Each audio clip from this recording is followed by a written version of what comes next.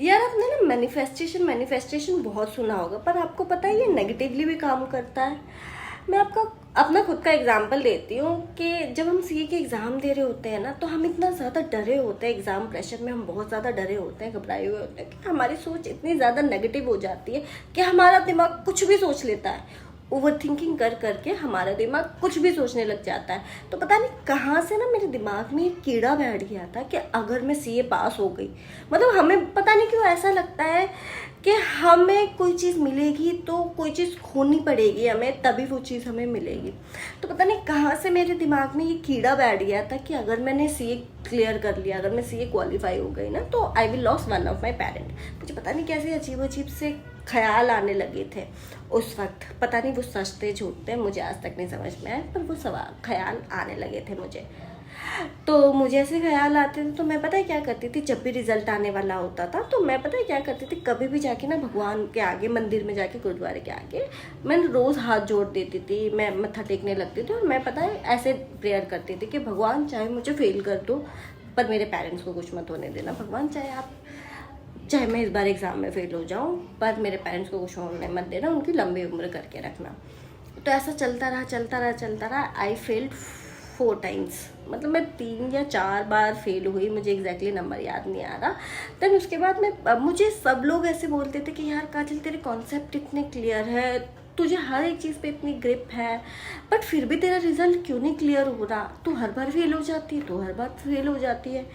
तो एक बार ना बहुत परेशान होकर ना मैंने अपनी एक फ्रेंड से नवंबर 2021 में मैंने ना अपनी फ्रेंड से ये वाली बात डिस्कस की, जब एग्ज़ाम्स का बहुत ही क्लोज टाइम था, एग्ज़ाम्स शुरू ही होने वाले थे, कि मेरे ना माइंड में ना ऐसे ऐसे थॉट आती है, और मैं ना मंदिर के आगे, ऐसे गुरुद्वारे के आगे ऐसे मत्था टेक लेती हूँ डेली है, जब भी मेरे दिमाग में ऐसी थॉट आती है कि प्लीज़ आप मुझे फेल कर देना चाहे, पर मेरे पेरेंट्स को कुछ होने मत देना प्लीज़। तो उसने मुझे समझाया कि यार तू जब खुद ही भगवान के आगे दुआ मांगती रहेगी कि मुझे फेल कर देना, मुझे फेल कर देना, तो भगवान तुझे पास कैसे करेंगे? चाहे तू कितने भी पढ़ ले, पर कैसे पास होगी तू? ये तो तेरा अप्रोच ही गलत है, तो अपने लिए खुद ही नेगेटिव चीज़ें मांग रही है। और रही बात दूसरी थॉट, वो सिर्फ तेरी ओवर थिंकिंग है, ऐसा कुछ भी नहीं होता, ये बस डर के मारे तू ऐसा सोच रही है।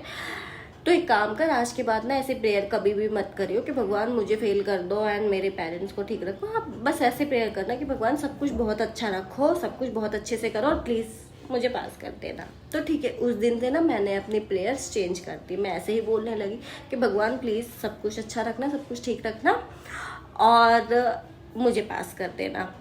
तो उसके बाद नवंबर 21 में ऐसा हुआ था, उसके बाद फरवरी 22 में रिजल्ट आया, आई क्लियर्ड। मतलब मैं उसके बाद कभी फेल नहीं हुई, मैं फरवरी 22 में मैं पास हो गई। एक ग्रुप मेरा, सेकंड ग्रुप क्लियर हो गया था, देन मेरा फर्स्ट ग्रुप बचा था। देन उसके बाद जो जुलाई 22 में रिजल्ट आया था, मई 22 का, उसमें मैं सेकंड ग्रुप भी पास हो गई।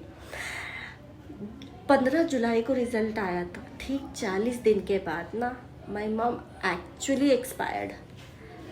तो उस वक्त मुझे इतना शौक लगा था कि इतने टाइम से जो मैं प्रेयर्स कर रही थी ना कि भगवान मुझे फेल कर देना, बट मेरे पेरेंट्स को ठीक रखना, and that literally converted into reality कि मैंने वो प्रेयर्स छोड़ी और मैं जैसे ही मैं पास हुई, I actually lost one of my parent. तो उस वक्त तक तो मुझे, उस वक्त क्योंकि इतनी क्वालिफाई नहीं हुई थी, इतना ज़्यादा नहीं समझ थी, नई नई स्टूडेंट से मैं सीए में कन्वर्ट हुई थी, तो उस वक्त मुझे ऐसा लग रहा था कि यार सब कुछ सही था, मेरा डर बिल्कुल सही था और मैंने गलत किया अपने प्रेयर चेंज करके, और मैं पास हुई, आई लॉस्ट माई मॉम। पर धीरे धीरे जैसे जैसे समझ बढ़ती गई ना, तो समझ में आया कि एक्चुअल में चीज़ें वैसी नहीं थी। एक्चुअल में it is a kind of law of attraction, कि मैं वही चीज़ के बारे में 24 घंटे सोचती रहती थी, वही चीज़ सोचती रहती थी, and I attracted that situation into my life. मैंने खुद ही वो चीज़ अपनी ज़िंदगी में अट्रैक्ट कर ली।